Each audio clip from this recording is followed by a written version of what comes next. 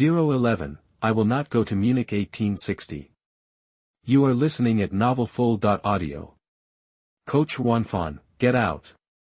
We don't want Chinese here. Beck, get out of the classroom and out of Munich. Down with Baker. Down with the Chinese.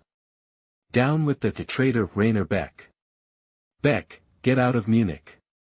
Munich doesn't want a pushover coach. The furious, hateful curses slammed against the club building's windows, a tidal wave crashing into Baker's ears, making his head pound, bang. Baker slammed his fist on the desk, the thunderous sound startling Stoffs, who sat across from him. What are they doing? Baker roared, trying to drive me crazy. Lately, more and more fans have been gathering outside the club building. They held up protest banners, displayed mocking posters, and screamed insults at the club's management and Tong Yi. The criticisms and curses were so vile they were hard to stomach. They'd even staged a sit-in outside the building as a threat, which gave Baker a massive headache. Furious, he yelled at Stoffs, do these troublemakers even understand our situation? If we had the money, would we have chosen David? I'd have gone for Klinsmann in a heartbeat. Stoffs scoffed inwardly, thinking it was a joke. Sure, Munich 1860 had financial problems, but they weren't so broke they couldn't afford a decent coach, right? Hadn't they been talking with German coach Ewald Linen? Linen wasn't world famous, but he was a Bundesliga-level coach. He'd been Hank's assistant and had coached several Bundesliga teams, even spending time in Spain. He had plenty of experience and would have been a solid head coach. Linen was a much better fit than Tong Yi, no question about it. But in the end, Baker had chosen Tong Yi. It's all because of your precious niece. Stoffs thought bitterly, because Tong Yi had gotten the transfer rights. Stoffs harbored a deep resentment toward him. And that resentment spread throughout the entire place, impacting Baker and Martina as well. He could feel the pressure on Baker, who seemed to be cracking under it. Of course, Tong Yi was taking the brunt of it, feeling even more pressure. Let's see how long you last. He thought smugly. But on the surface, Stoffs kept his true feelings hidden. He glanced at Baker and said, yeah, these guys are way too restless. They have no idea what we're dealing with. Baker, convinced, kept nodding. He turned toward the fans gathered outside the window, frowning, a deep resentment building inside him. Don't they realize that this is the worst possible time to cause trouble for the club? Is that what they want? To see the team fall apart? Stoffs remained silent. To be honest, Baker wasn't entirely sold on Tong Yi either, but he felt he didn't have a choice. After venting his anger, Baker sighed, looked at Stoffs, and asked, Manfred, do you think David can pull this off? Stoffs was caught off guard. He hadn't expected the question, but he recovered quickly, considered the question, and then said, well, it's hard to say. David was Mr. Frank's protégé and Klopp's mentor, so he should have some skill and potential. But he's so young and has never led a team before. Baker suddenly raised his hand, stopping Stoffs, and sighed again. I get it. So, Stoffs wasn't optimistic about Tong Yi either. After a moment of thought, Baker suddenly asked, about Linen, you haven't completely given up on him, have you? Stoffs looked at Baker and understood what he was getting at. He immediately said, not yet. We're still in contact. Baker nodded slightly.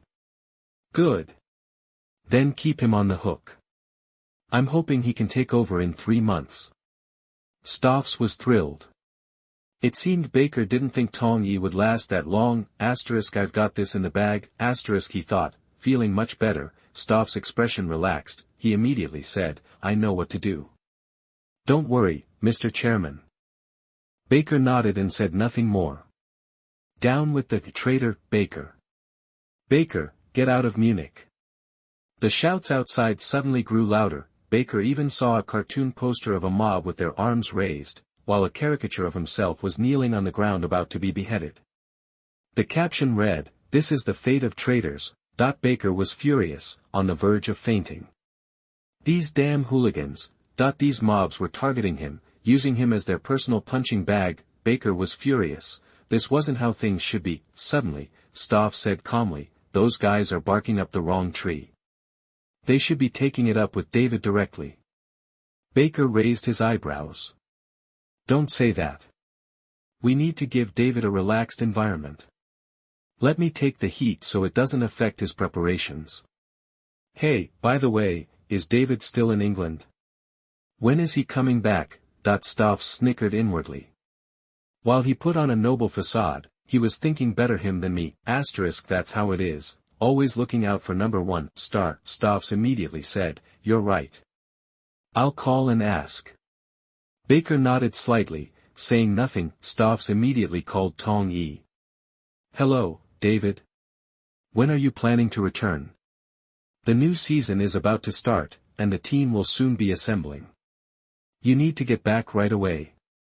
Tong Yi, far away in London, hadn't expected a call from the club so soon and was surprised. Hearing Stoff's words, Tong Yi immediately said, okay, I understand. I'll be back as soon as I've taken care of things here. I won't miss the team's assembly period. No, you need to come back ASAP, Stoff said. Tong Yi frowned. What's wrong? Stoffs glanced at Baker and said, the public sentiment here is really bad. The team is under a lot of pressure. There are things that need your attention. Tong Yi had anticipated this. He said, it's okay. I figured this would happen. Don't worry, I'll be ready. Stoff sighed. It seems you haven't been paying attention to the news back home. You should check it out so you know what you're walking into. Tong Yi's brow furrowed even tighter. It sounded serious. He immediately said, okay, I'll check it out. Stoff said, okay, we'll be waiting for your return. With a clipped goodbye, the call ended. Tong Yi's frown didn't ease, and he wondered what was happening back in Germany. He wanted to check the news online right away, but he couldn't. He needed to close the deal with Senderos across from him first. Yes, Senderos was sitting opposite Tong Yi, looking very conflicted. Senderos, a Swiss international, a starting defender and captain of the national team, he was strong and had achieved fame early.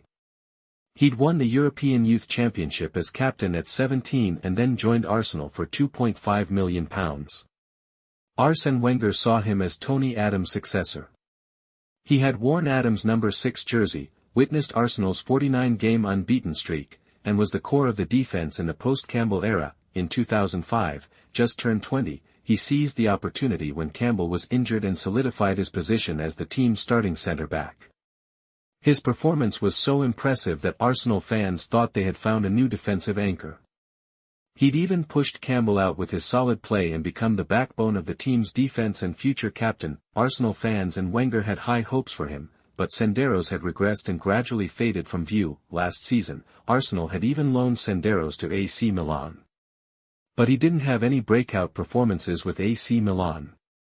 Past his prime, he was being forgotten. Now, Tong Yi had approached Senderos and offered him a lifeline. Tong Yi wanted to bring Senderos to Munich 1860. Looking at the troubled Senderos, Tong Yi asked, Felipe, what are your thoughts? Senderos looked up. He knew that the Chinese man in front of him was right. Professor Wenger was no longer optimistic about him, and he no longer had a place on the Arsenal team. After returning from AC Milan, he felt like he was on the outside looking in. The team no longer needed him. But he was reluctant to leave. He didn't want to leave Arsenal like this. He wanted to stay and fight. Senderos will not fade away. He looked up, staring at Tong Yi. Coach David, thank you for your belief in me. But I don't want to leave Arsenal yet. I'm sorry, I can't go to Munich 1860 with you. Bruns turned to look at Tong Yi, his eyes gleaming with barely concealed glee. Yesterday, you were bragging to Campbell about signing Senderos, asking him to help train him. Well, look at that. Senderos doesn't want to go to Munich 1860 at all. I wonder how you'll explain that to Campbell now. Tong Yi was also taken aback by Senderos' rejection. According to his memories, Senderos shouldn't have been opposed to leaving Arsenal. In the future, he was frequently loaned out and eventually moved to Everton on a free transfer. Senderos had to know that he had no future at Arsenal. Why did he want to stay? Tong Yi frowned slightly, sensing a challenge, but he didn't give up. He felt he still had a chance to bring Senderos over. He said, Felipe, I don't think staying is the right choice for you. Bruns said nothing, just watched Tong Yi. Senderos raised his eyebrows. a look of impatience crossing his face. Tong Yi continued, "You should know that Arsenal recommended you to AC Milan for £8 million. They wanted to sell you to the Rossoneri. But the Rossoneri didn't want to buy you, so you just returned to Arsenal, right?" Tong Yi's words were harsh, but they were true. Senderos knew it, so he nodded. "I know. But that doesn't change my determination to stay. I believe that, with hard work, I can stay at Arsenal, and I will change their view of me." 012, Leaving is for the return of the king. You are listening at NovelFull.audio. Tong Yi couldn't help shaking his head, thinking Senderos was being a bit naive. If he remembered correctly, Senderos did stick around at Arsenal this summer. But it was only for half a season, during which he only made 2 appearances in the League Cup. More importantly, in the winter transfer window, Wenger brought back veteran Campbell, who was 35, and still didn't play Senderos. Campbell made 11 Premier League appearances after returning, plus 2 in the Champions League. It was pretty clear Wenger didn't rate Senderos that highly. Of course, there was a reason for that. Wenger had initially seen a lot of potential in Senderos, even grooming him to be the future of the defense. He even gave Senderos the number 6 jersey, previously worn by Arsenal legend Tony Adams, and early on, Senderos performed incredibly well, justifying Wenger's faith in him. At the time, Senderos had even pushed Campbell out of the starting lineup and was a key part of Arsenal's 10-game clean sheet streak. He also set a record of 1,184 consecutive minutes without conceding a goal for Arsenal and the Swiss national team, earning him the reputation as one of the best young centre-backs around. Arsenal fans saw Senderos as the future of the team, maybe even a future legend, but then things took a turn for the worse. The obstacle preventing Senderos from becoming a world-class centre-back appeared: Didier Drogba. This beast of a striker repeatedly made Senderos the victim of his goals. Many people even claimed Drogba completely shattered Senderos' confidence. It started with the 2005 Community Shield. Drogba scored twice to help his team beat Arsenal 2-1, with the key moment being Drogba's second goal. In the 57th minute, Drogba blew past Senderos, sending him tumbling in embarrassment, before casually slotting the ball into the net. A lot of people say that scene, where Drogba totally humiliated Senderos, marked the beginning of Senderos' confidence crumbling and the moment Wenger started losing faith in him. 2 weeks later in the Premier League, Chelsea and Arsenal met again, and Drogba once again used Senderos as a prop for his goal celebration. That win ended Chelsea's 8-year Premier League drought against Arsenal, delivering another blow to Senderos' fragile confidence, but it was their third clash that really did the damage. In the 2006-2007 League Cup final, with the score tied at 1-1, Drogba charged at Senderos in the 87th minute. Senderos panicked and totally misjudged the flight of the ball, gifting Drogba an easy chance to seal the win. Not only did their opponents lift the League Cup, but they also left Arsenal empty-handed yet again. It was like a curse. This didn't just destroy Senderos' confidence, it shattered Wenger's hopes for him. After that, Wenger ignored Senderos, even freezing him out of the squad and loaning him to AC Milan. Senderos barely got any playing time at AC Milan.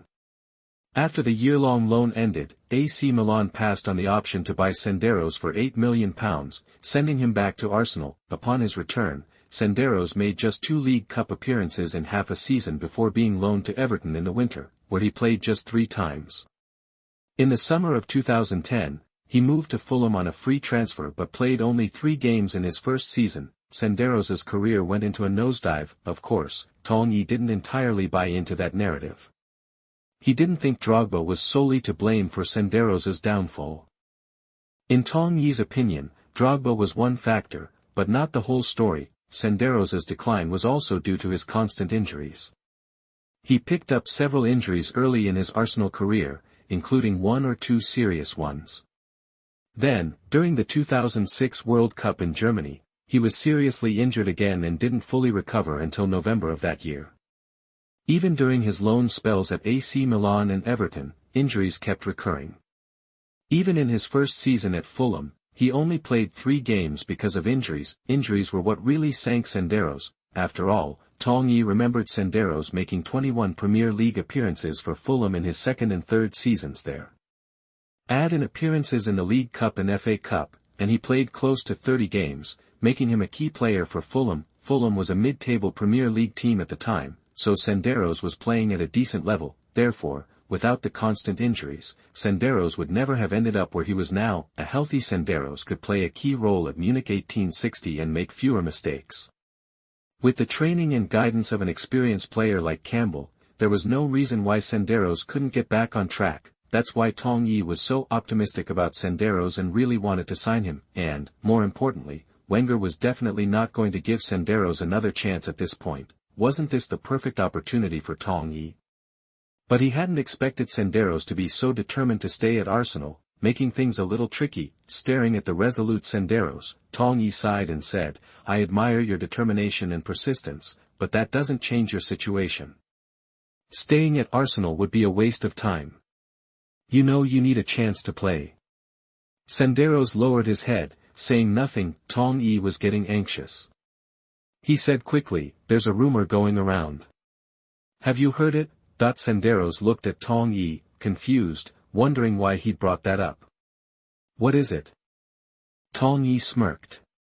"Fans and the media believe Drogba ruined your career."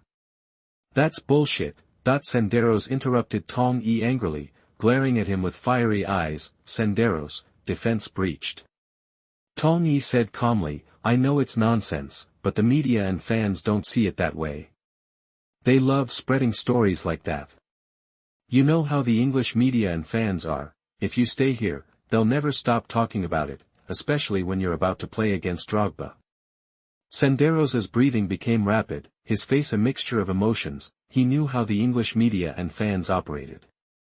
He knew Tong Yi wasn't exaggerating, and he could easily imagine the scenarios Tong Yi was describing. It infuriated him, thinking about it. Senderos looked at his right leg and gripped his knee tightly with his right hand. I wasn't beaten by Drogba, but who would believe him? Why? Senderos sighed. Seeing this, Tong Yi continued, "So, you shouldn't stay here, or even stay in a place with too much attention. You need a quiet environment, a place where you can focus on playing. That'll allow your body and mind to recover slowly. Bundesliga 2 has a much lower profile, which means you can get away from all the drama and just focus on playing football.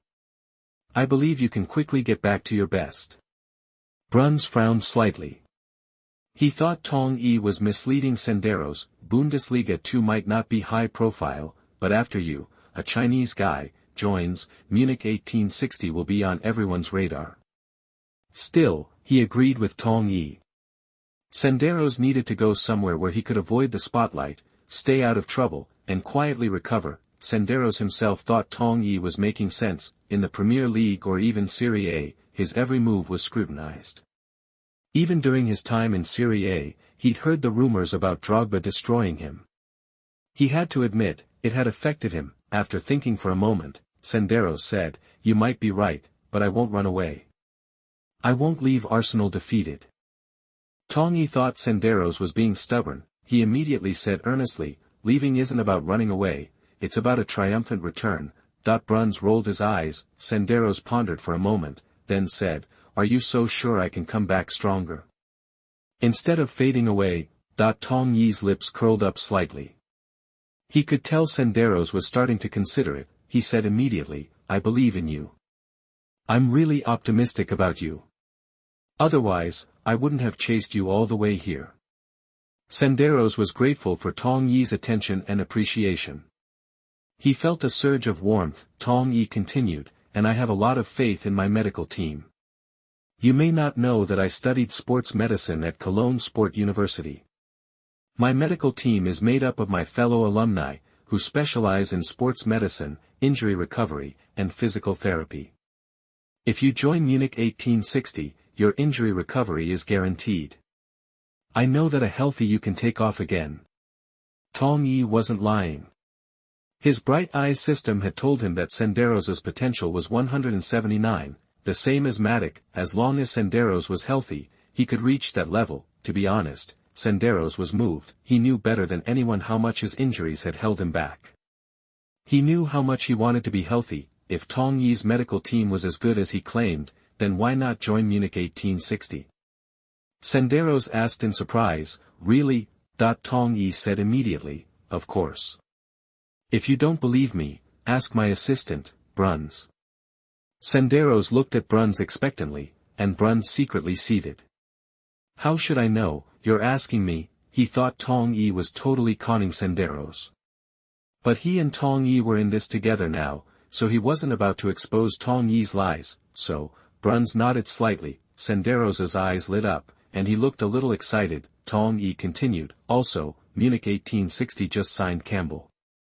With guidance from your old teammate, you'll be back on top in no time. Senderos was shocked. You signed Seoul? Tong Yi said, yes, and he promised me he'd do everything he can to help you. I believe his experience and abilities will help you reach a new level. If he was still hesitant before, after hearing Tong Yi's words, Senderos's last doubts vanished. It was clear Tong Yi valued him. He hadn't expected Tong Yi to go to such lengths for him. Senderos felt like he'd found a kindred spirit. He stared at Tong Yi intently and said solemnly, I'm willing to join Munich 1860. 013, taking advantage of Professor Wenger. You are listening at NovelFull.audio. Tong Yi smiled faintly. Why don't you run this by your agent first? Senderos shook his head. Nah, I can make this call. Tong Yi nodded, pleased. Senderos' current stats clocked in at 128, less impressive than Maddox these days. Injuries and mental setbacks must have taken a toll. Still, Tong Yi believed in Senderos. His potential was a solid 179, on par with Maddox, suggesting a bright future. Plus, Senderos' yellow and green bars were notably long, signaling significant strength. But then, Tong Yi noticed something odd. Senderos' yellow bar was indeed lengthy, but it ended with a dark gray segment, taking up about a third of its length. This made the real yellow bar seem significantly shorter compared to the green bar. Tong Yi frowned, puzzled. What was going on? He suspected this was tied to Senderos' declining performance. He needed to dig into this. At the very least, he had to figure out what the green and yellow bars represented ASAP. He hadn't seen enough players yet. Once he assessed more, he might crack the code. Tong Yi shelved that question, turned to Senderos, and asked, Felipe, you've got a year left on your contract with Arsenal, right? Senderos nodded, confirming it. He'd signed a 3-year deal with Arsenal back in 2005, earning £7,500 a week.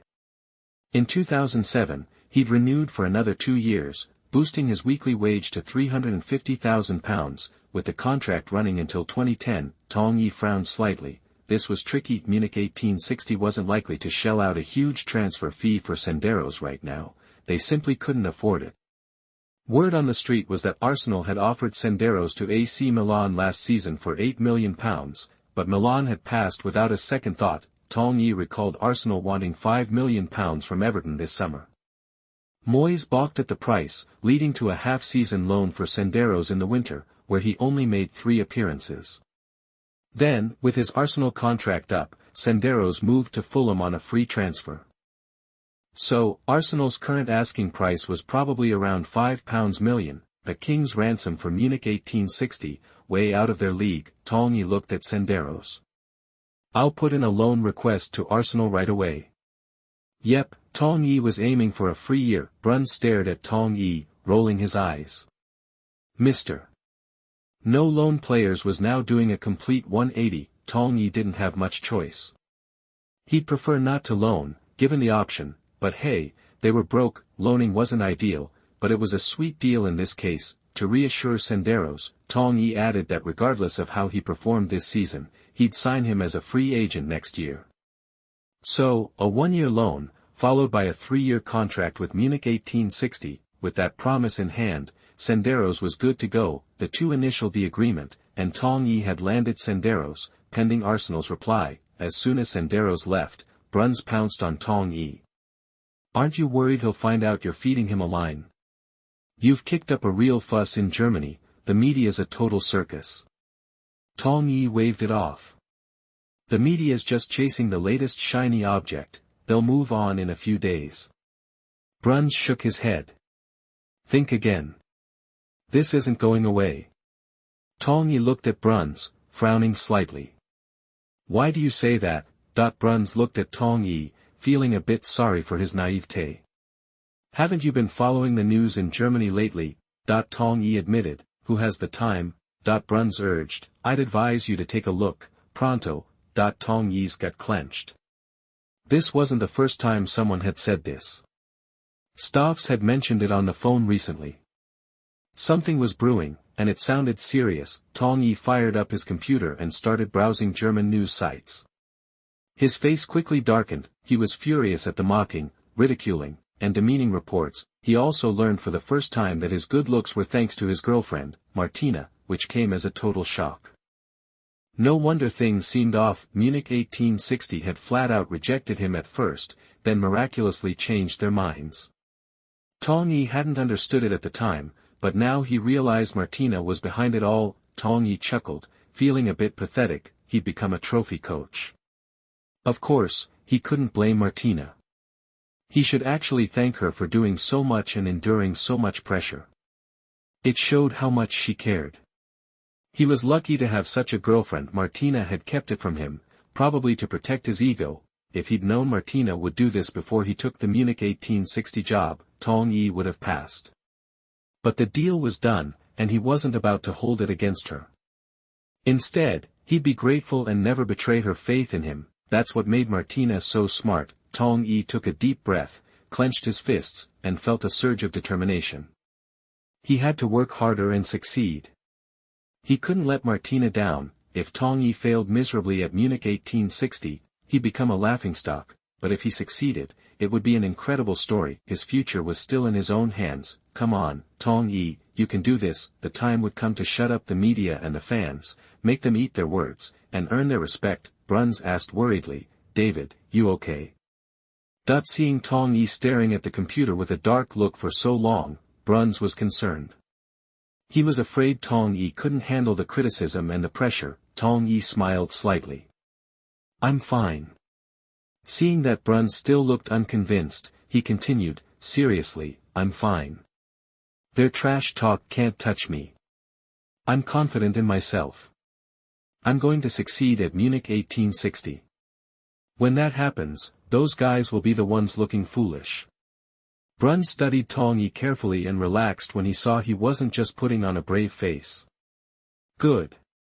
I was really worried about you. Tong Yi said calmly, I'm not as fragile as you think. Bruns nodded, then asked, what's next? Time to head back to China. He'd overheard Stoffs on the phone, urging them to return home ASAP. First, Tong Yi needed to deal with the media circus and the fan protests.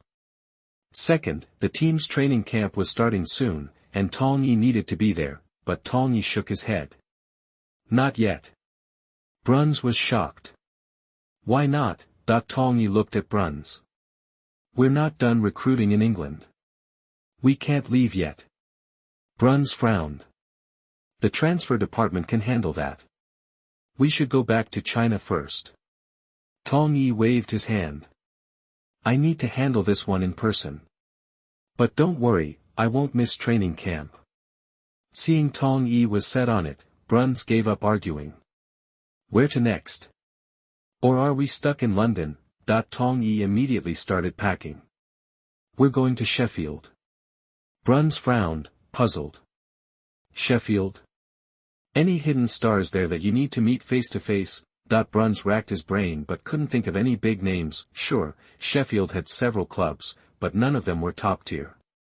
Was there some player there that Tong Yi was so keen on that he'd go out of his way to meet them? Bruns was dying to know. Tong Yi smiled mysteriously. You'll see. Bruns didn't bother pushing it. Tong Yi wasn't going to spill. He'd just tag along and find out later. Before leaving London, Tong Yi met with the famous Arsenal manager, Wenger. Wenger wasn't happy to see him. After all, Tong Yi had taken advantage of him. The two had a heated debate over the Senderos loan. The tension was so thick, Bruns was a bit scared. He hadn't realized Tong Yi could be so forceful, refusing to let Wenger get one over on him. In the end, they struck a deal. Munich 1860 would loan Senderos from Arsenal for free for a season, covering £150,000 of his £350,000 weekly wage, with Arsenal picking up the rest. When Wenger first heard Tong Yi's terms, he nearly blew a gasket. Tong Yi was dreaming if he thought Wenger would agree, but Tong Yi knew Senderos was no longer in Wenger's plans and wouldn't get any more chances, so he stood his ground. If Senderos wasn't going to play, Arsenal would be wasting £350,000 every week he stayed. Better to loan him out and have someone else foot part of the bill, reducing Arsenal's losses. So, after Tong Yi's relentless pressure, the furious Wenger finally caved. This confirmed Senderos' fears. He was indeed unwanted at Arsenal. As Tong Yi left, Wenger stared him down. "I underestimated you." With Wenger's grudging admiration, Tong Yi left London and headed to Sheffield, where he would meet his future physical coach. 014, Super Powerful Physical Trainer. You are listening at NovelsThe. Sheffield is nestled in South Yorkshire, England, near cities like Leeds and Manchester, making it a central hub in the UK. It's one of the largest cities in the UK outside of London. The architecture here strikes a different chord than London's, appearing older and more down-to-earth. There's a vibrant energy, a real buzz, maybe even more so than in London. Stepping off the train, Tong Yi wore a slight smile. Sheffield is about 170 miles from London, just under a 2-hour drive. So, Tong Yi wasn't feeling too travel-weary. Bruns was equally pumped up. He was used to the long haul, mostly traveling by bus and train for away games, only occasionally flying to the really distant spots. Bruns, seeing Tong Yi looking relaxed, asked, "So, what's the plan?" Before Tong Yi could answer, a short, balding, middle-aged guy in a blue tracksuit strode up, a grin on his face, and gave Tong Yi a hug. Bruns was taken aback. What was going on? The bald guy said, sounding almost annoyed, "David, you finally made it. I've been waiting for you here for 2 days." Tong Yi immediately apologized, "Sorry, Antonio, for keeping you waiting." "Antonio," the bald guy quipped, "any later and I would have hopped on a flight to Germany to track you down."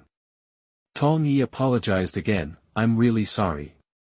Antonio rolled his eyes at Tong Yi. "Lighten up, I'm just kidding." Tong Yi quickly replied, "I wouldn't dare joke with you.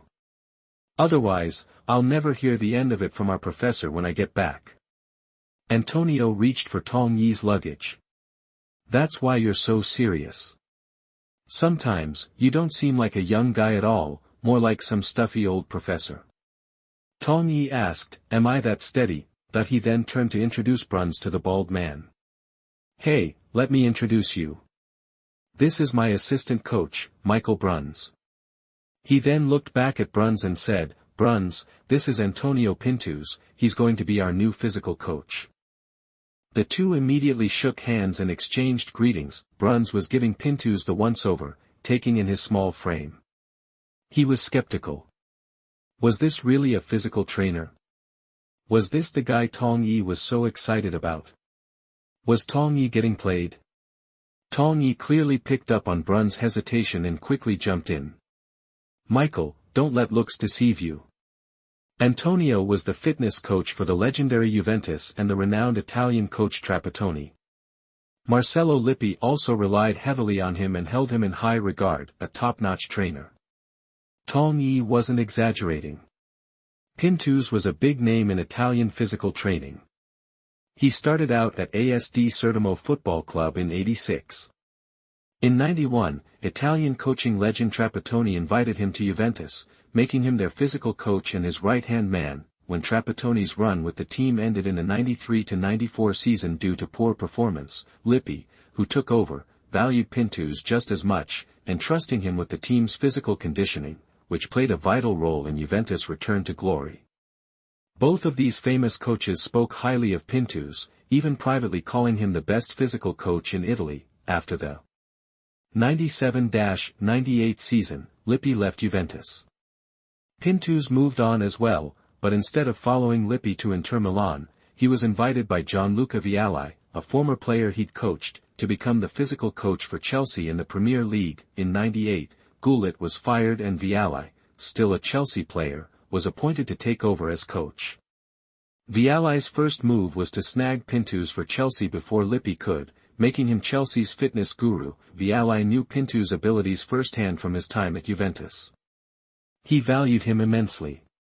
In fact, everyone who worked with Pintus held him in such high regard that those who later hired Pintus were all people he'd previously collaborated with.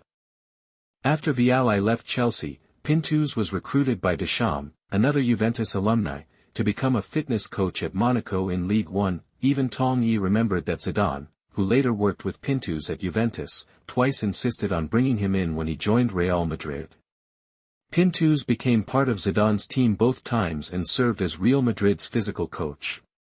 During his tenure, he made a massive contribution, ensuring the physical fitness of Real Madrid players and minimizing injuries, laying the groundwork for their 3 consecutive Champions League titles. He really was an exceptional physical trainer. Bruns was staring at the bald head with wide eyes, completely floored. He had no idea the guy had such an impressive resume. Guess you can't judge a book by its cover.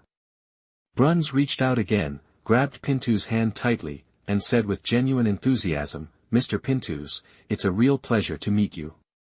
At the same time, Bruns was buzzing with surprise and questions. How did Tong Yi, a Chinese guy, know this big shot? How did he convince him to come? What was their relationship? If Pintus was as good as Tong Yi claimed, why would he be joining Munich 1860? Not that Bruns was downplaying Munich 1860, but they were just a second-division team in Germany. A coach of Pintus's caliber wouldn't be short of offers. Why choose Munich 1860, a second-tier team? Of course, he also knew that Pintus joining Munich 1860 would be a major coup. Pintus smiled at Bruns and said, "Mr. Bruns, the pleasure is all mine." The two exchanged more pleasantries and shared business cards. The greetings helped them warm up to each other. Suddenly, Bruns turned to Tong Yi and joked, "David, how did you sweet-talk Antonio into this?" To be honest, Tong Yi was stunned when he found out Pintus was going to be their physical coach. He knew Pintus's reputation and abilities, so he only extended an invitation as a formality. He never expected Pintus to actually accept. It was a total surprise. Of course, he knew that Pintus's agreement wasn't due to his time-traveler mojo, but because of his mentor, Frank. Tong Yi's mentor, Frank, was heavily influenced by the famous Italian coach Arrigo Sacchi and had made several trips to Italy to study. During one of those trips, Frank crossed paths with Pintus.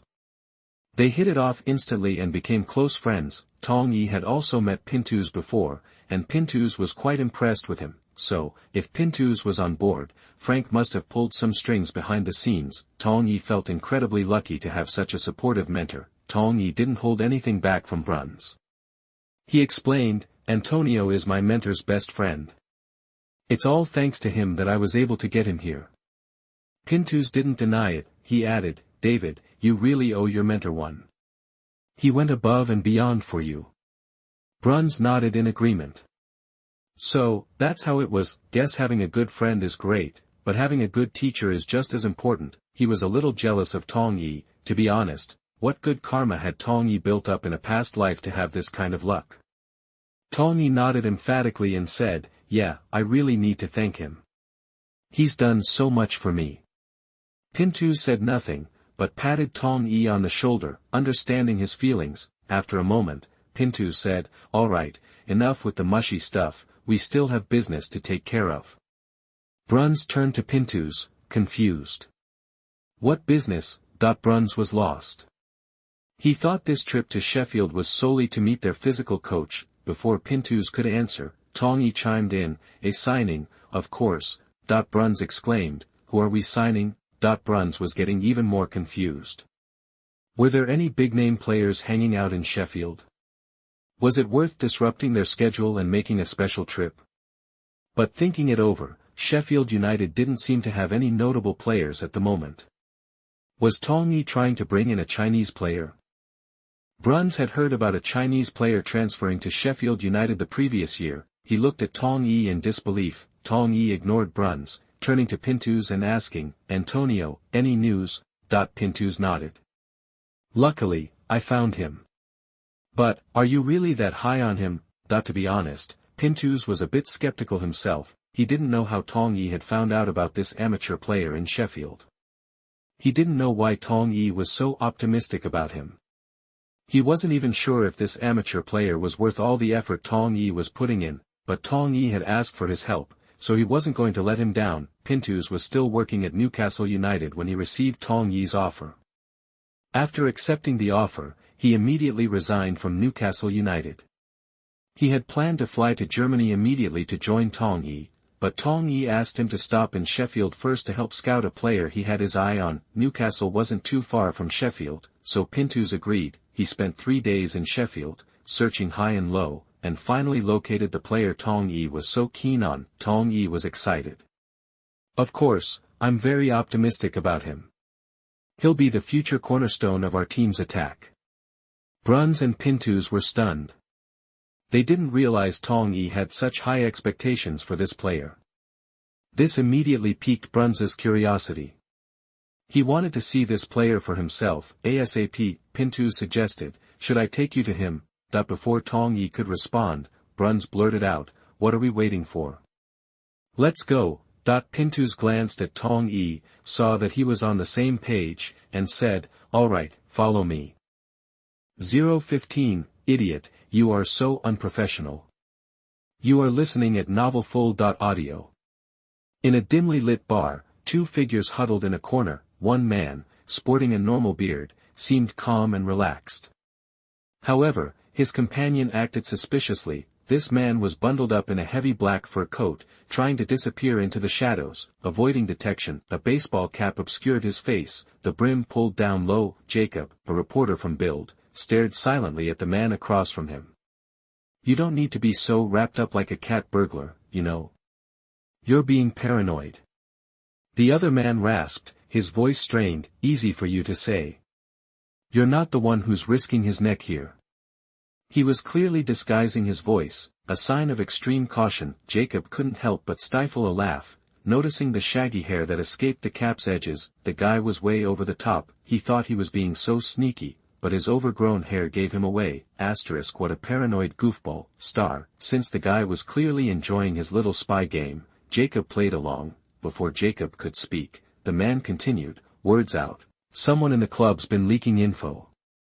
They're cracking down. I gotta be careful."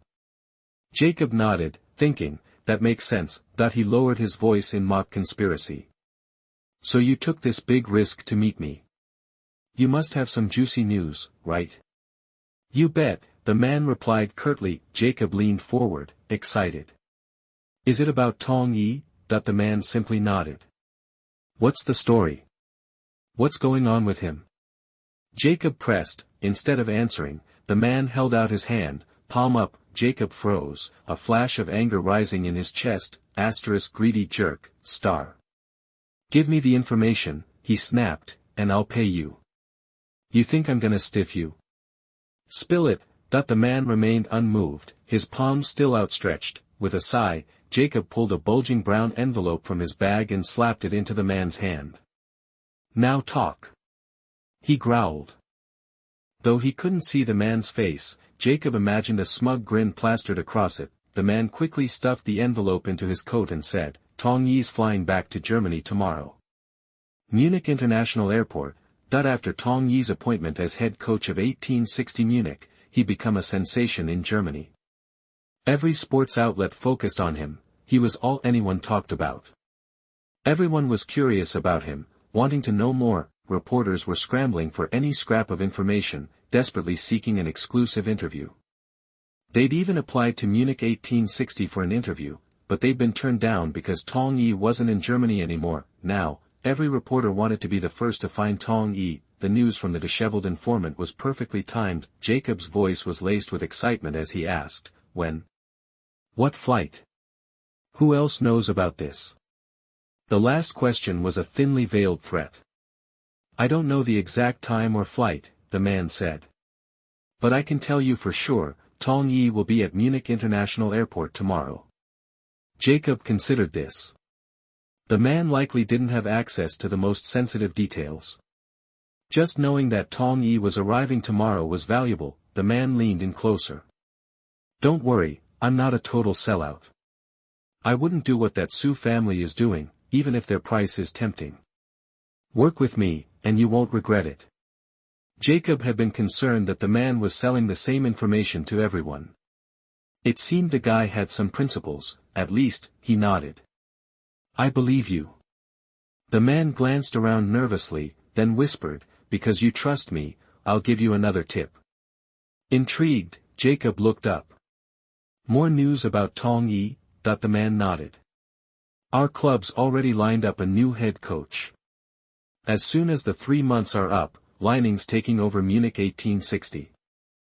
Jacob's eyes widened in disbelief. After a moment, he asked, "You're saying Munich 1860 has already signed an agreement with Lining?" The man nodded firmly. This was huge, this trip had been worth it. And he now believed this guy was a long-term asset, improving his estimation in his mind. He was truly grateful to the other party. Jacob said enthusiastically, "Mtlnovel, you're a great partner.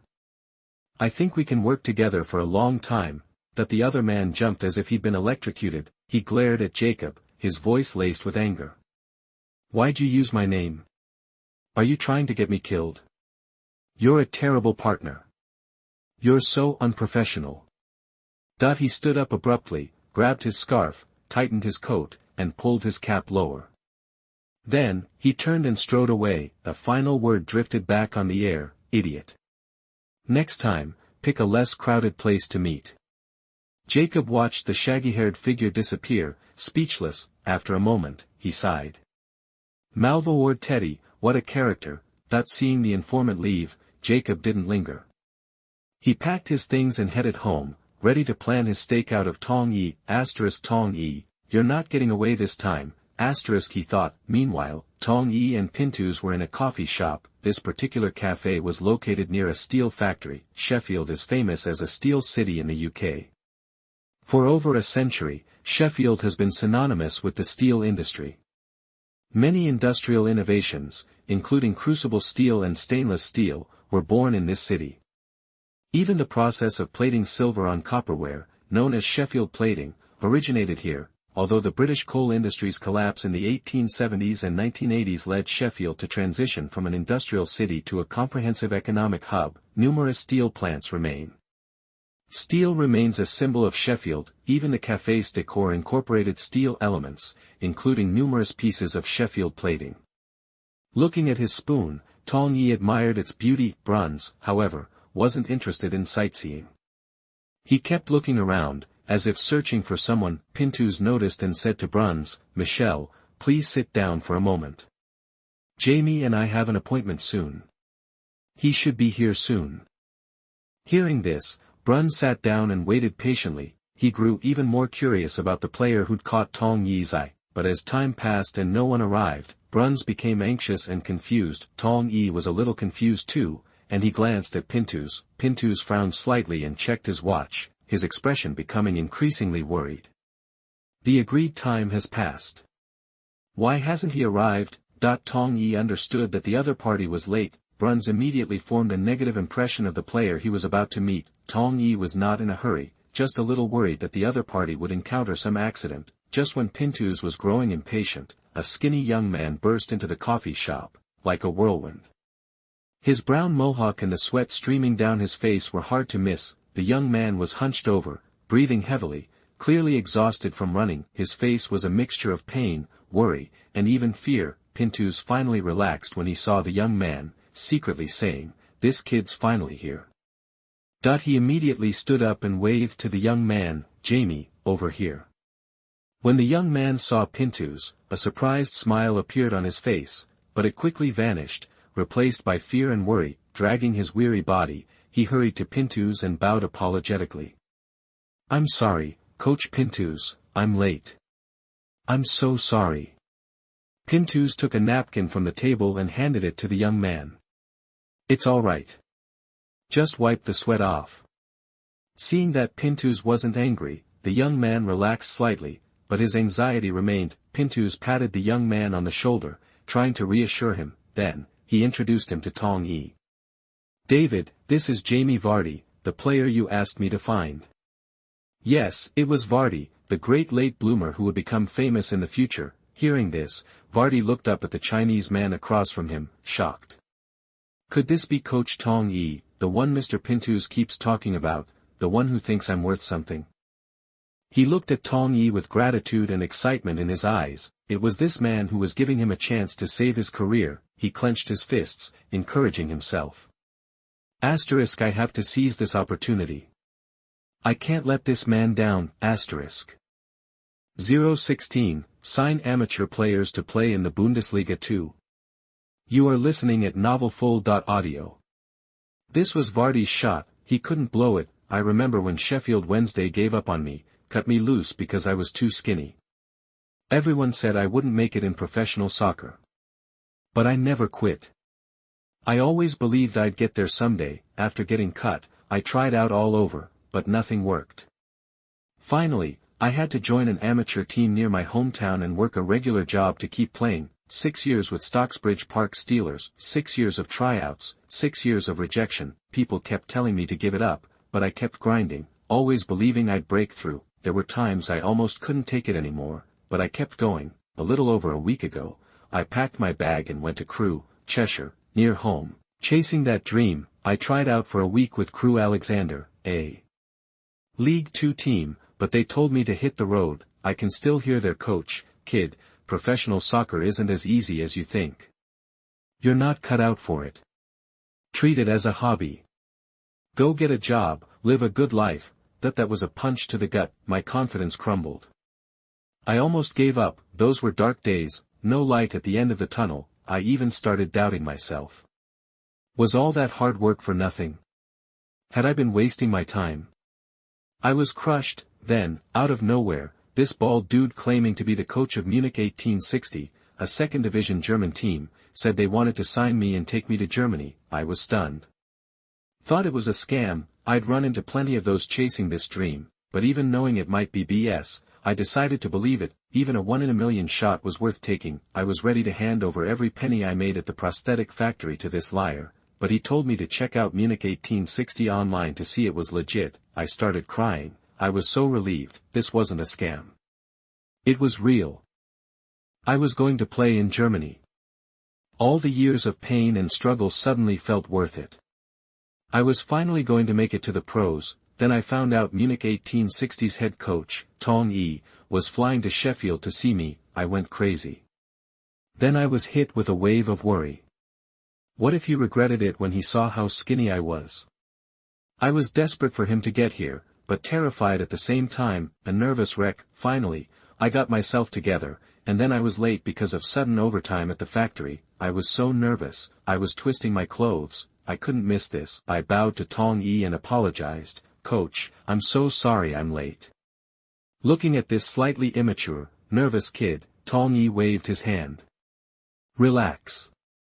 Sit down. Being late isn't great, but I'm sure you had a reason." Tong Yi knew how much this meant to Vardy. Vardy wouldn't take it lightly. He had to have been prepared. This had to be an exception. Looking at Vardy, Tong Yi saw a bit of himself. He had even more reason to believe Vardy wouldn't blow this for no reason. Vardy was overcome with gratitude that Tong Yi didn't blame him and even made excuses for him. He already knew from Pintus that this Chinese coach was the one who pushed to sign him. That made him even more grateful. This was my champion. Vardy was super respectful, keeping his head down. Bruns raised an eyebrow. Why was Tong Yi cutting this kid slack?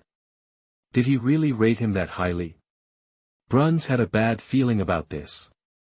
Signing this kid would be a mistake, Vardy explained. The factory sprung overtime on us today. No one could take off. I had to finish my shift before I could come. I didn't mean to be late, coach. Bruns' eyes went wide. Wait, this guy still works in a factory? He's not a pro. He couldn't believe it. You said you're still working in a factory. Vardy saw Bruns' shock, but he didn't lie. Yeah, I work at a prosthetic factory. I also play for Stocksbridge Park Steelers. We train twice a week and play in the Northern Premier League. Bruns' head was spinning. He cut him off. What league is that? Vardy hesitated, embarrassed. Level 7. Level 7. An amateur league. Bruns thought Tong Yi was nuts. He wanted to sign an amateur to play in the German second division. Did Tong Yi seriously think this kid was that good? Or did he not realize how tough the Bundesliga 2 was? Was the Bundesliga 2 a joke? He glared at Tong Yi, confused and angry. Tong Yi didn't doubt Vardy, this was Jamie Vardy, the future Premier League Golden Boot winner. A late bloomer, but a star, and Tong Yi's eye of bowl confirmed it. Vardy's overall ability was only 101, but his potential was 172. Not as high as Matic or Senderos, but still great. Vardy wasn't ready to start in the Bundesliga too, but he'd be a solid tactical addition. He was super fast, with a great first touch. A perfect counter-attacking forward. That's what Munich 1860 needed this season. Maybe he wouldn't be a starter, but he could come off the bench sometimes. More importantly, Tong Yi wasn't looking at Vardy's present, but his future. Tong Yi knew Bruns was unhappy, but he didn't care. Bruns would see soon enough. Vardy was a genius. Once Bruns saw how fast he was improving, he'd thank Tong Yi. Tong Yi patted Bruns on the shoulder, telling him to chill. Bruns scoffed and turned to Pintus. He trusted Pintus more than Tong Yi. Was Pintus also high on this kid? Pintus shrugged. He didn't know why Tong Yi was so excited about this amateur. How did Tong Yi even find him in Sheffield? What did Tong Yi see in Vardy? Bruns was even angrier now. He gave Tong Yi a nasty look, but Tong Yi ignored him. He turned to Vardy. Forget about those two. Let's talk about you. Vardy stared at Tong Yi, hanging on every word. Tong Yi said, I know you're probably wondering why I came all this way to sign you, right? Vardy nodded. Tong Yi said, Sheffield United signed a Chinese player last year, right? Vardy nodded. That was pretty well known in Sheffield. Chinese players weren't common. And this one had proven himself in the Premier League. Vardy had heard of him. Tong Yi continued, because of him, a lot of Chinese reporters and scouts came to Sheffield. A friend of mine saw you play and thought you were great. He's been watching you for a while. Then he told me about you. I watched the videos he sent me. I liked your style, your talent. That's why I came. Vardy nodded. That made sense. Bruns rolled his eyes. He didn't buy Tong Yi's story. Tong Yi said, You're fast, your first touch is great. You're a perfect counter-attacking forward. That's what Munich 1860 needs. You're not ready to start for us yet, but if you train with our team for a year or two, you will be. I believe in you. Vardy was pumped, feeling the fire. This Chinese guy wasn't just BSing. He had watched my games. He knew my strengths. He was so excited that Tong Yi believed in him. He was bursting with gratitude, finding someone who believes in you like that. It's everything. Bruns frowned. Maybe Tong Yi was onto something. Had his friend really been watching Vardy all this time? Tong Yi asked, Jamie, do you want to join Munich 1860? Vardy nodded excitedly. Yes, I do. The rest was easy. Tong Yi offered Vardy a 5-year contract at €3,000 a month. Vardy signed it without thinking. He was officially a member of Munich 1860. €3,000 a month was huge for Vardy. He was making £30 a week with Stocksbridge Park Steel, about €150 a month. His salary just went up tenfold. How could he complain? 017, are Munich 1860 going to change their coach? You are listening at NovelsThe. The sky was grey, spitting out a fine drizzle. Jacob tugged at his top hat, a wave of depression washing over him. 12 hours. He'd been camped out at Munich International Airport since 6 this morning. Still no sign of Tong Yi. He was starting to get seriously antsy. He even wondered if Tai's tip was bogus. It had been years since he'd had to stake out a place this long for a story. He wasn't the rookie he used to be, and he'd almost forgotten what this kind of wait felt like. Thanks to Tong Yi, he was getting a refresher, and it sucked. Jacob's hatred for Tong Yi deepened. He glanced at the departure screen above the exit. The next flight from London to Munich wasn't until 11 p.m. He cursed under his breath. Another 5 hours. This was brutal, but he couldn't risk leaving. He didn't know Tong Yi's exact flight, or even where he was coming from. He had no way of knowing when Tong Yi would actually show up, so, he was stuck. Jacob mentally cursed Tong Yi again. It made him feel a little better. Then, he sent up a silent prayer, hoping Tong Yi would arrive sooner rather than later. He was cold and hungry. hungry and cold. Jacob slumped down at the airport bar and grabbed a steaming cup of coffee. It helped a bit. 2 more hours crawled by. He was at the end of his rope. He punched in Tai-Tai's number and barked, "Are you sure Tong Yi's landing at Munich International today?" Tai-Tai stammered on the other end. After a pause, he puffed out his chest. "I swear on a stack of Bibles, he'll be there today." That soothed Jacob a little. Still, he growled, "If Tong Yi doesn't show his face today, I'm coming after you." He hung up and went back to waiting. The instant the call ended, he spotted Tong Yi walking through the gate. He almost shouted. Tong Yi was really here. That weirdo Tai hadn't screwed him over. More than 10 hours of stakeout weren't for nothing. He shot to his feet and sprinted towards Tong Yi. If he hesitated, Tong Yi would be in a car and gone. "Hey, David, Jacob from Build here. Got a couple quick questions for you." Jacob swallowed his pride and kept his tone friendly. He wasn't about to blow it after all this time. Tong Yi looked surprised. Reporters waiting for him? He hadn't exactly broadcast his travel plans, had he? How did this guy know? Tong Yi's mind raced. Pintus shot a look at Tong Yi and Jacob, then steered Vardy into the team car. Tong Yi eyed Jacob suspiciously, making the reporter sweat. Jacob was desperate for him not to brush him off. "David, just a few questions. Won't take more than a minute." Looking at the bearded reporter, Tong Yi suddenly recognized him. Wasn't this the Build guy he traded words with at the press conference? Something like Jacob? Tong Yi couldn't quite place the name, only the beard. But he remembered this guy hadn't been on his side. Why the sudden change of heart? Remembering Jacob's performance at the press conference, Tong Yi lost any interest in talking to him. He said flatly, "I'm in a hurry." Then he turned on his heel, hopped into the car, and completely ignored Jacob. Jacob felt like he'd been hit by a truck. He didn't expect Tong Yi to be so cold and dismissive. He was practically begging, and Tong Yi still wouldn't budge. What a jerk. Jacob's plan had been to butter Tong Yi up, then hit him with the hard questions. He never expected Tong Yi to blow him off completely. Losing his cool, Jacob yelled after Tong Yi, "Tong Yi, you know Munich 1860's already lined up a replacement coach, right? Did you know they've already got a deal in place with German hotshot lining? You know your days at Munich 1860 are numbered, right? You." Slam.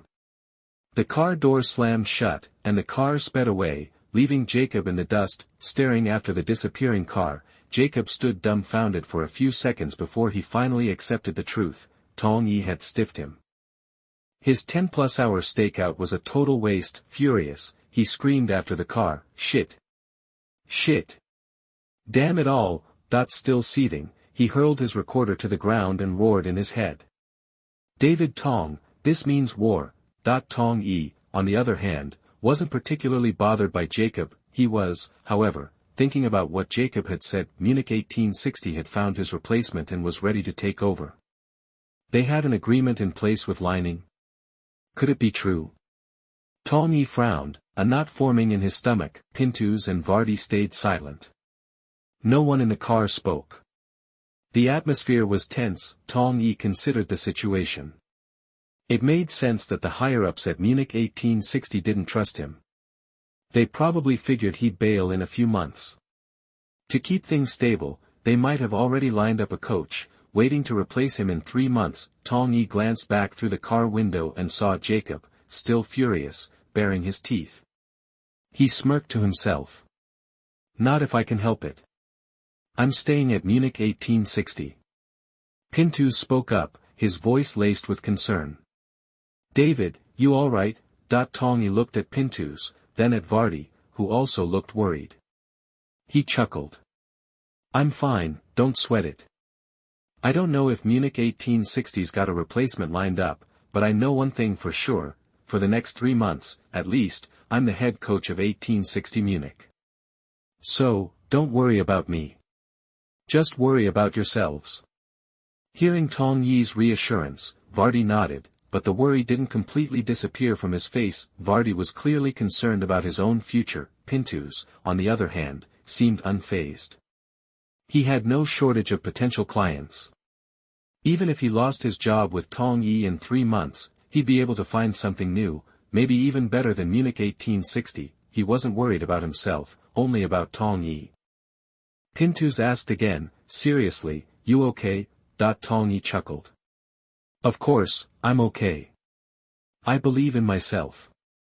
Not only will I be the head coach of Munich 1860 for these next 3 months, but I'll still be the head coach 3 months from now. Sensing the confidence in Tong Yi's voice, Vardy started to relax. Tong Yi turned to Vardy and smiled. Don't worry about any of this. Just train hard after joining the team, work on improving your game, and do your job. Vardy nodded in understanding. Tong Yi had just paid Vardy's old club, Stocksbridge Park Steels, a transfer fee of £8,000 to officially bring him on board. Yeah, Vardy was that cheap right now. Tong Yi and Munich 1860 practically got Vardy for free. It was almost like waiving his visa. Even so, Bruns was unhappy. He thought Tong Yi was messing around, that Vardy wasn't good enough for Munich 1860, even if he didn't cost much. Bruns just didn't like Vardy, and he didn't think Vardy had what it took. He was losing faith in Tong Yi, he didn't understand Tong Yi's moves, and he was starting to worry about the future of Munich 1860, but Tong Yi wasn't worried about Vardy at all. He felt like he'd struck gold. In Tong Yi's memory, Vardy was supposed to transfer to Halifax the following year for £15,000. He'd scored 26 goals that season.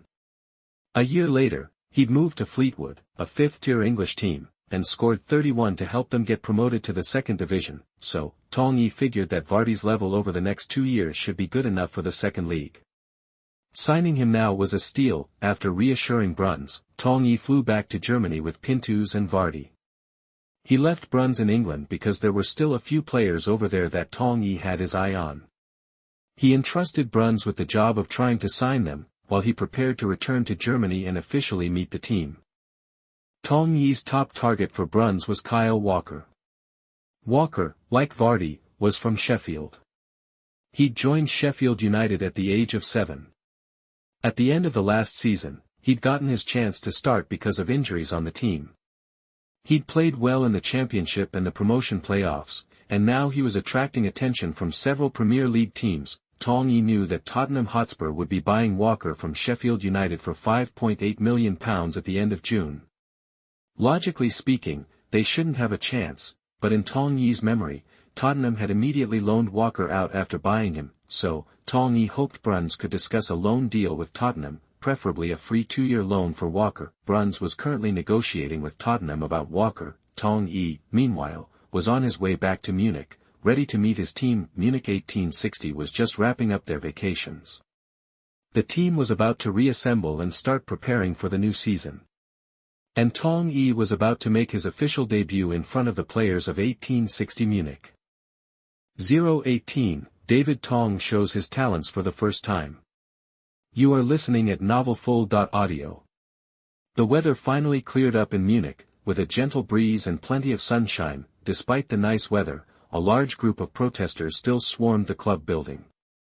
They unfurled huge banners of resistance, plastered satirical cartoon posters everywhere, and chanted insults in unison, their voices booming. Clearly, they were having trouble accepting reality. Meyer, the head of the Blue Lions fan club, stood at the front of the crowd, waving a massive club flag and bellowing, "We won't leave until that Chinese guy is fired.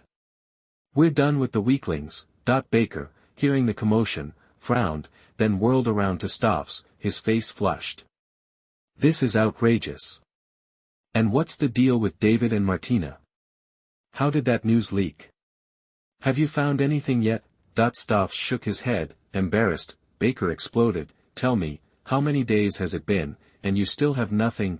Stoffs quickly reassured him, "Don't worry, Chairman, we'll find out as soon as possible." Baker was still annoyed but couldn't really blame him. He would just have to wait. He immediately turned to Tong Yi, his tone softening. "David, don't let them get to you. Focus on leading the team. We've got your back here, no matter what." Stoffs chimed in, Yeah, we fully support Coach David." Tong Yi looked from Baker to Stoffs, then said quietly, "I hope that's sincere."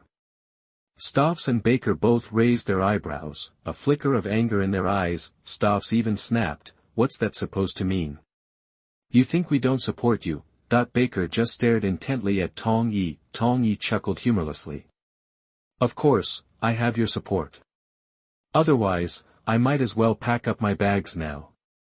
Stoffs and Baker were taken aback, a wave of guilt washing over them. Baker rushed to say, "David, have you been hearing rumors? Don't listen to any of that outside noise. We're fully behind you." Stoffs nodded vigorously in agreement. Tong Yi said evenly, "I hope so. I came to see you today, Chairman Baker, about one thing, the transfer budget for this summer. How much are we talking?" Baker's brow furrowed deeply. Truthfully, Baker was reluctant to spend much on transfers, given Munich 1860's precarious financial state. That was why they were selling players left and right this summer. He stalled, "David, you know our financial situation isn't great. We can't really afford much." Tong Yi cut him off. "Chairman, just give me a number, please."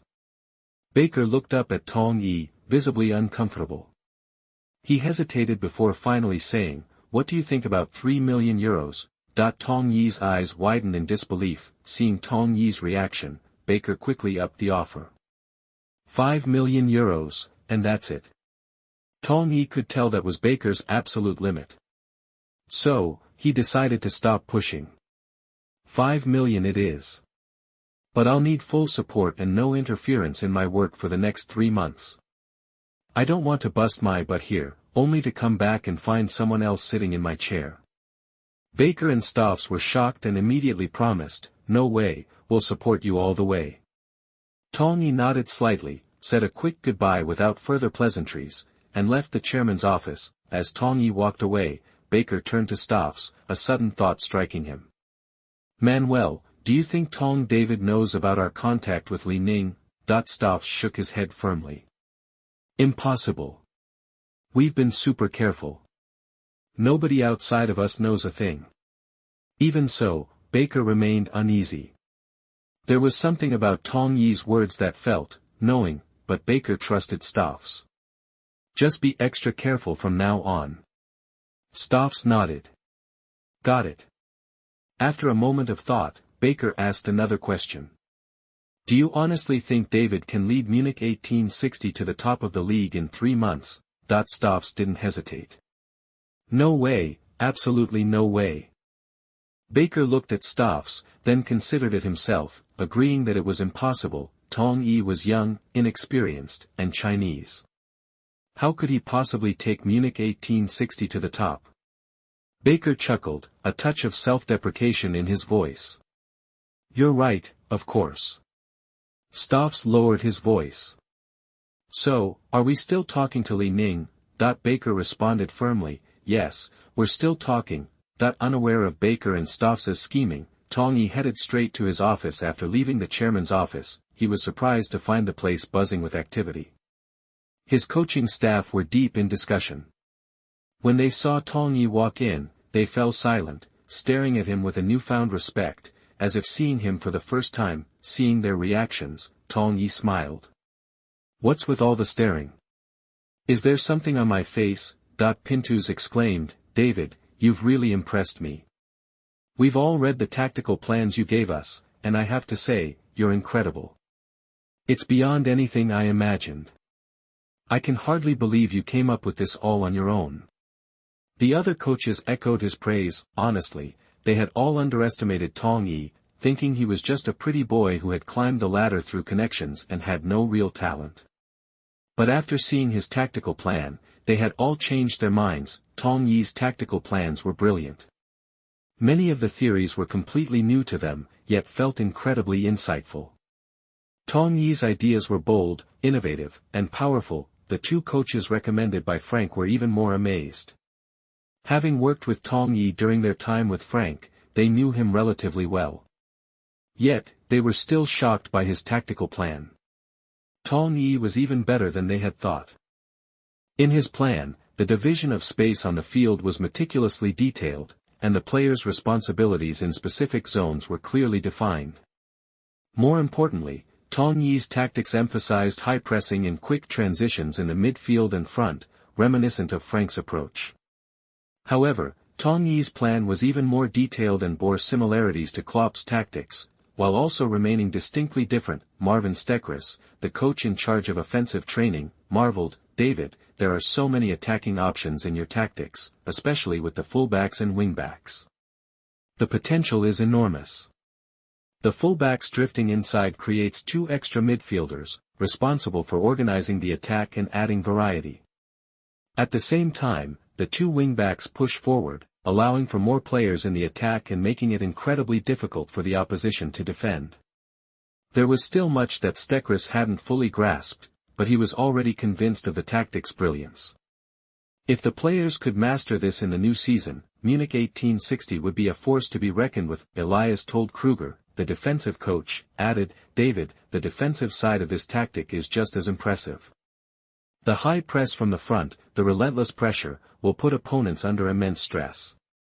And the detailed zoning for pressing and defending, the clear assignments for each player, are remarkable. After losing possession, the immediate counterpress, the high pressure, essentially positions our defense in the opponent's half, far from our own goal. It's ingenious." Kruger paused, then continued, "Also, the wing-back's forward pressure during the attack doesn't weaken our defense, but actually strengthens it in the opponent's half. It's a seamless blend of offense and defense. Truly outstanding." Tong Yi said modestly, "It's not as good as you say. I owe it all to my mentor Frank and my senior colleague Klopp." The former coaches of Munich 1860 might have believed him, but Steckris and Kruger knew better. They had worked with Frank for years and knew his tactics inside and out. While Tong Yi's tactics certainly drew inspiration from Frank and Klopp, they were far more complex and innovative. They were a clear departure from Frank's direct style and Klopp's high-intensity approach. That's why they were so impressed and had abandoned their earlier reservations. Initially, they had been hesitant to join Tong Yi's staff. They knew him and thought he was a decent guy, but they felt he was too young and unlikely to stay at Munich 1860 for long. They had considered staying home for a while instead, but after seeing his tactical plan, they had changed their minds. The trip was worth it. Perhaps Tong Yi could work a miracle and lead Munich 1860 to promotion. Even Whitman, the goalkeeper coach, could see the brilliance of the tactics. He was shocked, never expecting such a plan to come from someone as young as Tong Yi. He whispered to Schwartz, his longtime partner, "I didn't think this Chinese kid had it in him." Schwartz, the team's data analyst, agreed. "Yeah, we all underestimated him." Suddenly, these seasoned veterans of Munich 1860 felt a sense of excitement for the upcoming season. Mr. Tanner, the youth team coach, was widely considered the most tactically astute member of the Munich 1860 staff. He recognized the brilliance of the plan and was impressed by Tong Yi's talent. However, he still had reservations, believing Tong Yi was too young and inexperienced. Perhaps in the future, Tong Yi would become an excellent head coach, but not yet. He spoke up, "David, your tactics are undeniably impressive, and I'm surprised by what you have shown. However, they're a bit unrealistic." Everyone was shocked and turned to look at Tanner. Tong Yi was genuinely intrigued. Tanner was a sharp guy. Tanner continued, "Your tactics demand extremely high player abilities. Even some mid to lower table Bundesliga teams might struggle to meet the requirements, especially the fullbacks and wingbacks. The fullbacks need to be able to pass, shoot, and organize the attack like a central midfielder. Players like that are rare. And the physical demands on the wingbacks are insane, requiring them to run and press constantly. Actually, the physical demands are too high for all the players. It's a bit idealistic, so." For this reason, he wasn't optimistic about Tong Yi's chances. These were the same concerns that Steckris and Kruger had been grappling with. Tong Yi's tactics were great, but perhaps too ambitious. 019, Official Meeting with First Team Players. You are listening at NovelFull.audio. On the Green Forest Avenue training base's main field, the team, decked out in blue practice gear, was jogging through their warm-up, led by defense coach Bernhard Winkler. Winkler, a former center-back for 1860 Munich from 1993 to 2002, stayed on after retirement as their defensive coach. He surveyed the players, noticing their sluggishness. He barked, "Let's go. Swing those arms, lift those knees. Don't tell me you skipped breakfast." The team picked up the pace, running a little faster. Two blonde players, one tall and lean, the other stocky, jogged side by side. The stocky one asked, "Hey, boss, what do you think about this Chinese guy? He's only 24.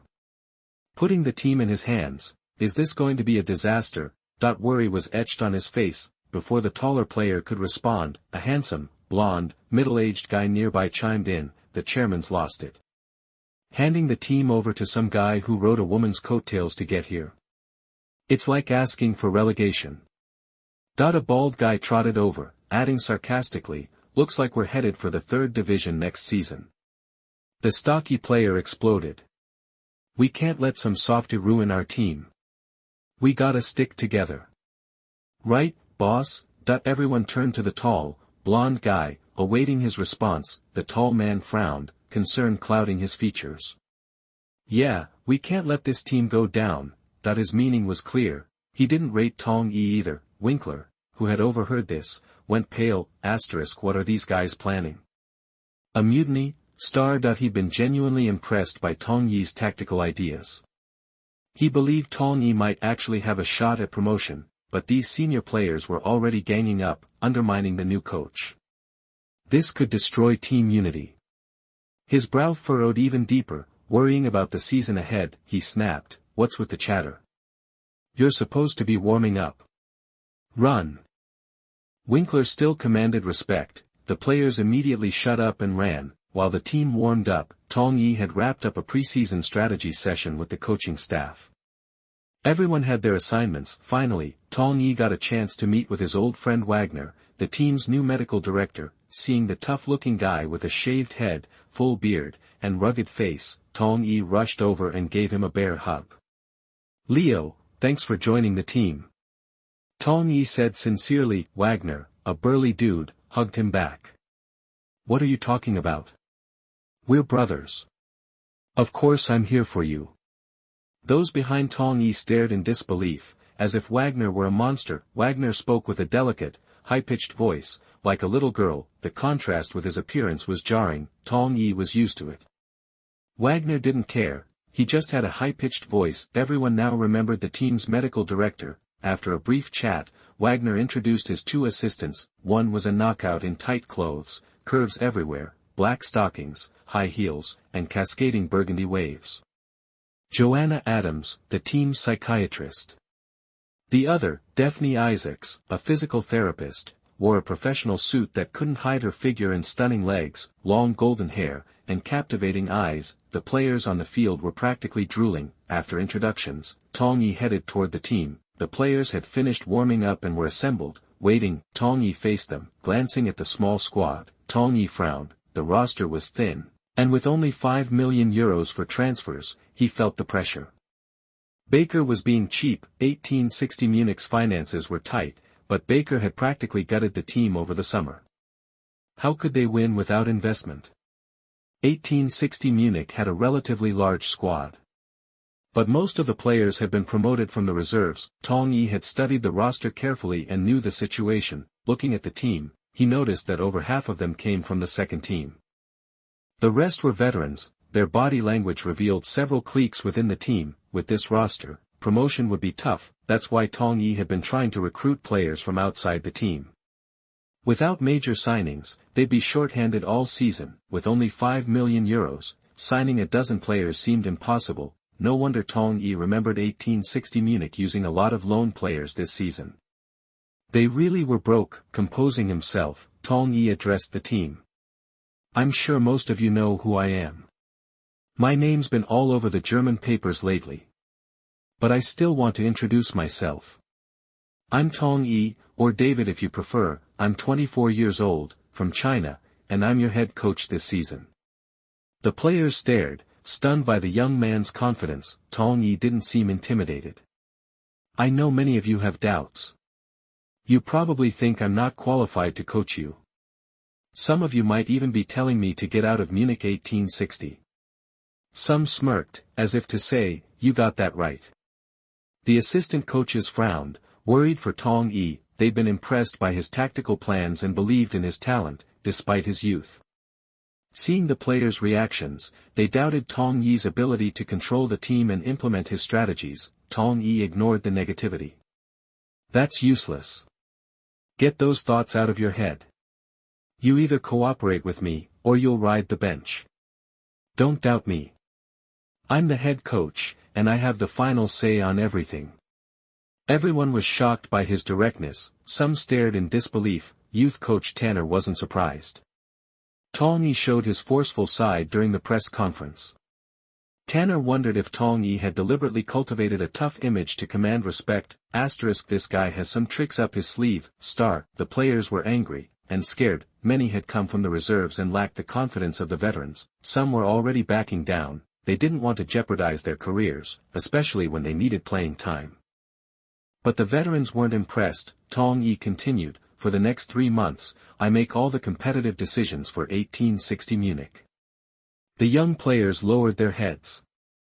They knew the coach had more power. Satisfied, Tong Yi continued, "I'm not a tyrant or a lunatic, and I won't make random decisions. If you cooperate and work hard, we can reach the second division next season." No one believed him. They thought he was naive and underestimated the league. Did he really think the Bundesliga was that easy? Even the veterans smirked. Tong Yi pressed on. "The coaching staff has unanimously approved my new tactics. We'll be implementing them this season. Be prepared." The players murmured in protest. They didn't believe in Tong Yi or his tactics. Even if they did, they wouldn't have enough time to adapt. The veterans were even more skeptical. Tong Yi waved for silence. "The new tactics are not up for discussion. Just cooperate. I believe in your ability." The players weren't happy, but Tong Yi didn't care. "Our new tactics are physically demanding. You can expect intense physical training in the preseason. I hope you won't complain. We're doing this for 1860 Munich's future. If anyone can't keep up, don't blame me for leaving you off the roster. Got it?" The team grew serious. This was Tong Yi's first real move as head coach. Tong Yi added, "At the coaches' meeting, Coach Tanner pointed out that the new tactics might be too demanding." Other coaches shared those concerns. "I'm telling you, this isn't a problem. As long as you fully cooperate with our physical coach, Mr. Pintus, you'll be fine. He comes from the Juventus dynasty and is the best in the business. Trust his expertise." 020, an uneasy line of defense. You are listening at NovelsThe. Juventus fitness coach. The 1860 Munich players were stunned, turning to stare at the bald Pintus. The idea of a second-division German team having a fitness coach from a powerhouse club seemed unreal. Some were clearly skeptical. Tong Yi noticed the doubt. Pintus did too. He stopped Tong Yi from explaining and addressed the team directly. "My name is Antonio Pintus. I was a player for Juventus from 1991 to 1998 and later their fitness coach. During my time there, we won 3 Serie A titles, 1 Italian Cup, 2 Italian Super Cups, a Toyota Cup, a Europa League title, a Champions League title, and a European Super Cup." The players gasped. They were shocked by his resume. Even the veterans were impressed and humbled. Still, they wondered, how did this decorated champion coach end up on Tong Yi's staff? The other coaches were just as surprised. When Tong Yi had mentioned Juventus, they assumed Pintus had spent a season or 2 there, maybe as a fringe player. They never imagined he was such a big deal, and they couldn't help but stare at him again. Tanner, equally surprised, glanced between Pintus and Tong Yi. He finally understood the source of Tong Yi's confidence. Tong Yi was clearly prepared. He was starting to have higher hopes. Pintus continued, "So, no need to question my credentials. Stick with my training, and you'll have no fitness issues this season." No one dared to doubt him now. "Fair warning," Pintus added, "my training is tough and can be a grind, so be ready for it." A collective groan went through the 1860 Munich players. Hard times were ahead. Pintus smiled and stepped back. Tong Yi nodded to Pintus and then said, "Let me reiterate, our tactics this season demand peak physical condition. The upcoming fitness training will be intense, and you'll be pushed hard. But I expect you to persevere. If you can't hack it, I'm sorry, there won't be a spot for you on the first team." Tong Yi's sharp gaze sent shivers down their spines. They knew he wasn't kidding. The players were nervous, the veterans were especially worried. This kind of training was rough on older bodies, and they were concerned about their futures. The strong man whispered to the tall man, "You think this softy is targeting us?" The tall man frowned, but his expression gave him away. Tong Yi addressed the veterans directly. "I know this level of training is harder on you guys. But don't worry, we've done the calculations. It won't hurt you. We have a top-notch medical team to ensure your health." Tong Yi introduced Wagner and his team again, shocking the players. 1860 Munich was a completely different team now. Their setup was better than many Bundesliga teams. They looked at Tong Yi, baffled. How had he managed to pull this off? What was it about this Chinese guy? Tong Yi seemed even more mysterious now. Some players were starting to reconsider their opinions. Maybe Tong Yi had some skills. Maybe he wasn't just some guy who got by on his connections. Of course, some stubborn players still looked down on him, and some even resented him. Tong Yi didn't care. He went on, "This isn't for me, it's for you. Building a solid fitness base now reduces your risk of injuries this season. It's about protecting yourselves. Plus, with the right conditioning, you can perform at your best. Even if I'm gone in 3 months, you'll make a strong impression on the next coach and earn your place on the team." Many players nodded, convinced. Tong Yi was right. Even if it was just for their own benefit, and to impress future coaches, they needed to get through the training. The veterans took a deep breath. This Chinese guy might be onto something, they admitted to themselves. Tong Yi added, "Okay, enough talk. Next, our medical team will examine you thoroughly, and Pintus will use that data to create your personalized training plans. Starting tomorrow, we officially begin our preseason preparations. Let's get those physicals done." Joanna, in black stockings and high heels, strutted in front of the players. She waved her hand flirtatiously and said, "All you guys getting physicals, come with me. Don't worry, sweethearts, I'll be gentle. I won't hurt you." The guys were so distracted by her that some even yelled. Of course, many were also ogling Daphne. Her beauty was captivating. Tong Yi turned to Wagner and asked, "Think anything will happen?" Wagner calmly replied, "Don't worry. They're professionals." Tong Yi was relieved. Wagner and Pintus got to work, while the players were getting examined. Tong Yi kept busy. As head coach, he needed to know their conditions. He already knew the current 1860 Munich players. He had seen their profiles and memorized their photos. Currently, the 1860 Munich first team had 2 goalkeepers. Michael Hoffmann, the tall, middle-aged player, was 37 and the oldest on the team. At 6 feet 4 inches, he had played for 1860 Munich since 1996 and was the team's veteran captain. He had been the starting goalkeeper before an injury at the beginning of last season. He was then replaced by Philipp Joyner, who was promoted from the second team. Tong Yi's predecessor, Kurtz, had assured Jonah that he would be the main goalkeeper for Munich 1860.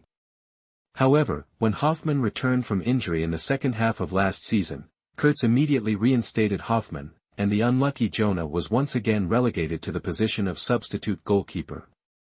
Therefore, Hoffmann was the team's main goalkeeper now. The other goalkeeper, the unlucky Jonah, was 24 and 6 feet 5 inches. He had been with the team since 2006, bouncing between the first and second teams, backing up Hoffmann. When Hoffmann was injured, he was the main player, but after Hoffmann recovered from injury, he returned to the second team. He was a hard-working young player. Tong Yi looked at the unfortunate guy, who had a pretty good smile. Both goalkeepers were good enough for Bundesliga 2. Tong Yi scanned them. Their strength levels were not high, at less than 120. Moreover, they did not have a high potential. They were around the level of a team relegated from the Bundesliga to the second division. Tong Yi found that the strength of the German second division players was probably between 110 and 130. Of course, he knew that there would be players with a strength above 130 in Germany's second division, and there would also be players with a strength below 110. At present, the strength of the Munich 1860 players was between 110 and 120. These two goalkeepers were adequate in the Bundesliga too, but their potential was not very great. Even the 24-year-old Jonah was the same. Although he was once a member of Germany's U20 and U21 teams, he had not grown much in recent years. Tong Yi remembered Jonah.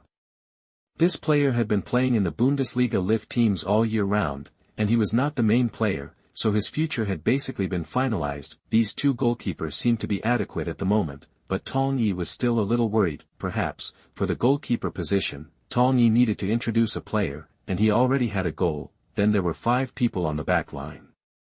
The strong man was the team's central defender.